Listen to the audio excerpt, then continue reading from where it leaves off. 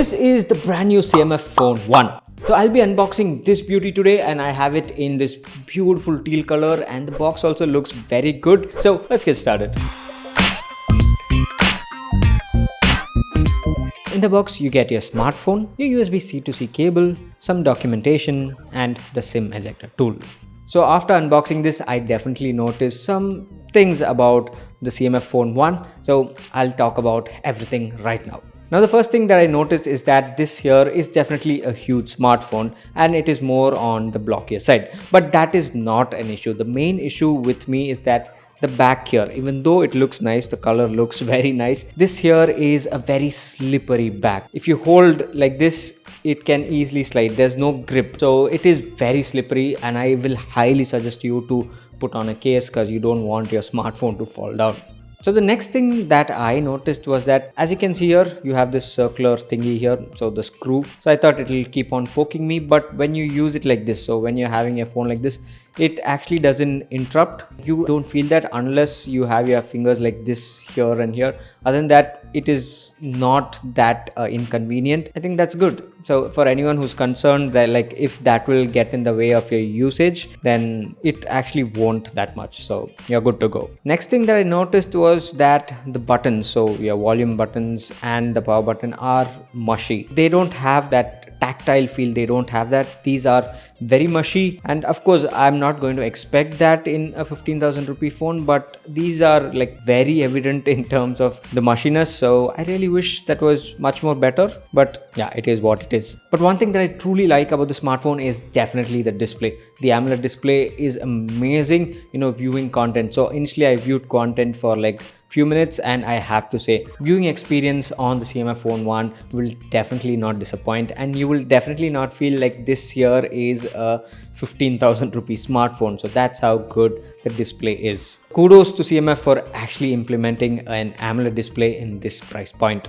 And next up, in terms of the performance, at least the initial performance, everything looks snappy, and I will definitely be testing this smartphone in depth. And make sure you subscribe because the next video is a detailed gaming review of the CMF Phone 1. But initial experience, everything seems snappy. The animations, transitions, everything looks snappy. They are snappy. The 120Hz display also contributes to that very well. But we will definitely be testing it out, and I'll let you know. And next up, I just used the camera for some time, of course not anything in depth, but on initial impressions, one thing I can say is that this camera definitely doesn't have that wow factor. The images in normal indoor lighting don't turn out great. I think maybe with a software update things might improve, but initially out of the box, the camera is decent. I mean, it's not like super wow. Maybe I will make a dedicated camera review for this, and if you have any questions regarding the camera, please ask and I will try to answer them in the dedicated camera review. But as for the initial impressions, the camera is good, but definitely doesn't have that wow factor. So yeah.